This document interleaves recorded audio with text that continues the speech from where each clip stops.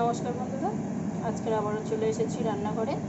আজকে আমি নিয়ে এসেছি, দেখুন এখানে ফ্রিজে বেশ কদিন ধরেই পড়েছিল পাঙ্গাস মাছ বা পাউস ট্যাংরা, অনেকে অনেক নামে চেনে। তো এখানে নিয়ে এসেছি 3 পিস পাঙ্গাস মাছ ছিল আর 1 পিস এমনি নর্মালি চারাপোনার মাছ ছিল। তো সেখান থেকে আমি এখানে 4 পিস নিয়ে নিয়েছি। আর এখানে নিয়েছি আলু, কিছুটা পরিমাণ মতো নিজেদের ইচ্ছে মতো নিতে পারেন। এখানে সরু সরু করে পাতলা পাতলা করে আলু ভাজার মতো কেটে নিয়েছি। আর এখানে নিয়েছি, দেখুন, 2-3টে কাঁচা লঙ্কা চিড়ে নিয়েছি। আর এখানে নিয়েছি বড় সাইজের একটা পেঁয়াজ, এভাবে পাতলা পাতলা কুচি কুচি করে কেটে। তো চলুন সবার আগে মাছ আর আলুটাকে মশলা দিয়ে মাখিয়ে নিই।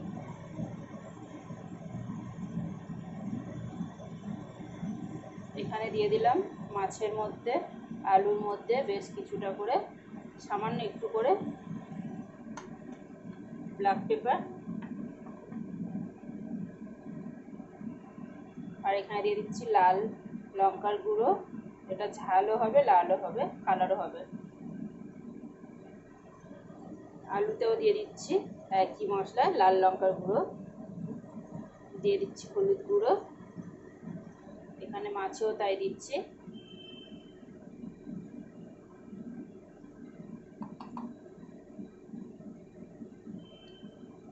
দিয়ে দিলাম ধনে গুঁড়ো,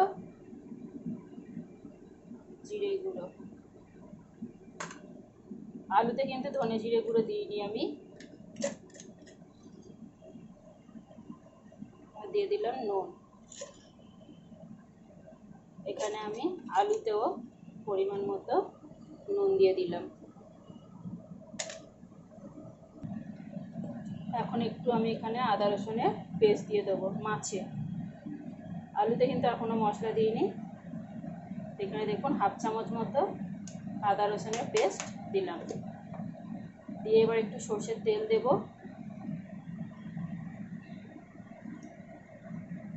মাছে একটু তেল দেবো, দিয়ে আমি এখন খুব সুন্দর করে মাছটাকে আলুটাকে ম্যারিনেট করে নেব। খুব সুন্দর করে মশলার সাথে আমি মেখে নেব। নিয়ে 5 মিনিট মতো রেখে দেবো, না রাখলেও চলবে, সঙ্গে সঙ্গেও রান্না করতে পারেন।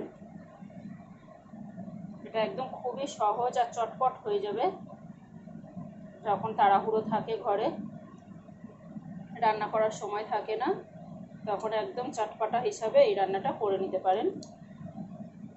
যেমন কম সময় লাগে, তেমনই কিন্তু খেতেও খুব টেস্টি হয়। আর এই শুকনো শুকনো তরকারিটা দিয়ে কিন্তু আপনি অনেকটা ভাত খেয়ে নিতে পারবেন। তো এখানে দেখুন মাছটাকে তো খুব সুন্দর করে ম্যারিনেট করে নিয়েছি। এখানে 5 মিনিট আমি ছেড়ে দেব। এখন আমি আলুটাকেও মশলার সাথে মেখে নেব। আলুর মধ্যে পেঁয়াজ কাঁচা লঙ্কাটা এখন দিলাম না, কারণ আলু থেকে জল বেরোবে। আমি 5 মিনিট ছেড়ে রাখবো এইভাবে মেখে, তারপরে চলে যাব সোজা কড়াইতে। তো এখানে চলে এলাম 5 মিনিট পরে, 5-7 মিনিট হয়েছে, আমি রেখে দিয়েছিলাম। এখানে দিয়ে দিচ্ছি এখন কড়াইতে সর্ষের তেল।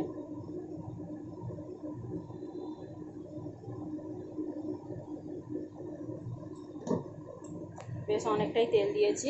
অবশ্যই নিজেদের পছন্দ মতো তেলটা দেবেন, কম বেশি, তবে সামান্য একটু তেল তেল থাকলে ভালো লাগবে। তো যাই হোক, এখানে তেলটা গরম হয়ে গেছে। আমি এবার মাছগুলোকে তেলের উপরে সাজিয়ে দেব।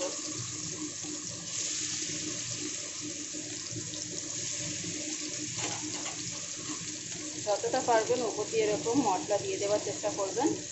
আর যতটা যা বেশি হবে, খুব বেশি এখানে দেওয়ার দরকার নেই। মাছটা এখানে দিয়ে দিলাম।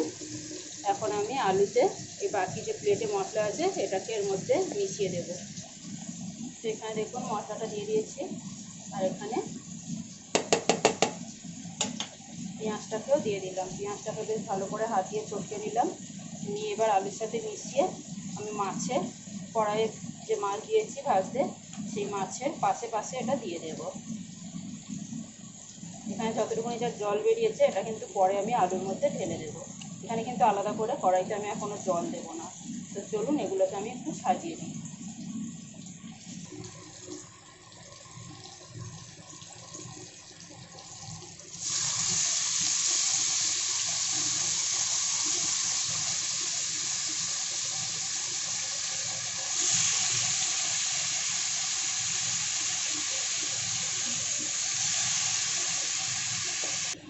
এখানে দেখুন আলুগুলো কিন্তু মাছের গায়ের সাথে সেটিয়ে একদম পুরো সুন্দর করে ইয়ে করে দিয়েছি। আর এখন আছে এটা মশলা জল। তো মশলা জলটাকে একদম আলুর গা থেকে সাইড দিয়ে দেবো। এখানে কিন্তু আলাদা করে কোনো জল দেবো না। আমি 2-3 মিনিট একটু ঢেকে দেবো। আর গ্যাসটাকে একদম মিডিয়ামে করে রেখেছি। একটু 2-3 মিনিট ঢাকা দিয়ে তারপরে খুলে খুলে রান্নাটা করব। ঠিক 2-3 মিনিট পরে এখন আমি গ্যাসটাকে বাড়িয়ে দিলাম। এইভাবে সাইড থেকে বেশ হালকা হালকা করে সুন্দর করে একটু আলুটাকে নাড়াচাড়া করে দেবেন। তবে হ্যাঁ, একটা কথা বলি, খেয়াল রাখবেন যদি একটু চওড়া মানে এরকম নাড়াচাড়া করা যাবে সুন্দরভাবে, সেরকম কড়াই বা ফ্যান তাওয়া যেরকম হয় একটু ইয়ে মতো চওড়া মতো ছড়ানো, সেরকম কিছু বাসনে এরকম রান্নাটা করবেন। তাহলে আপনাদেরই নাড়াচাড়া করতে বা বানাতে খুব সুবিধা হবে।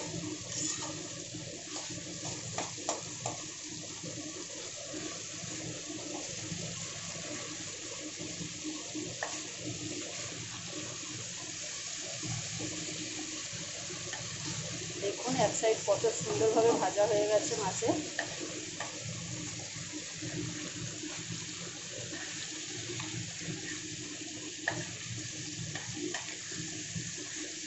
বাহ, কত সুন্দর দেখতে লাগছে।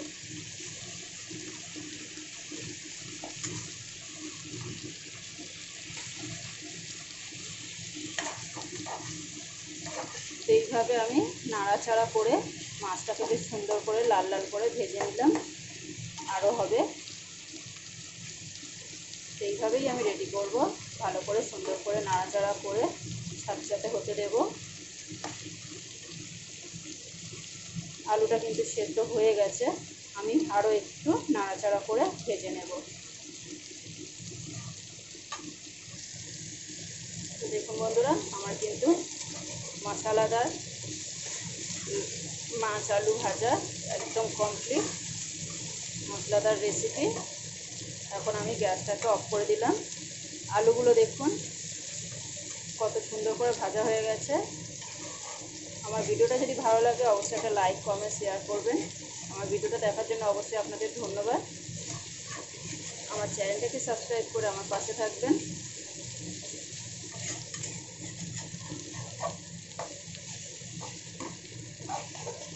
তো দেখুন বন্ধুরা কত সুন্দর দেখতে লাগছে, খেতে কিন্তু ততটাই সুন্দর। গরম গরম নামান আর এক মুঠো ভাত দিয়ে খেয়ে নিন।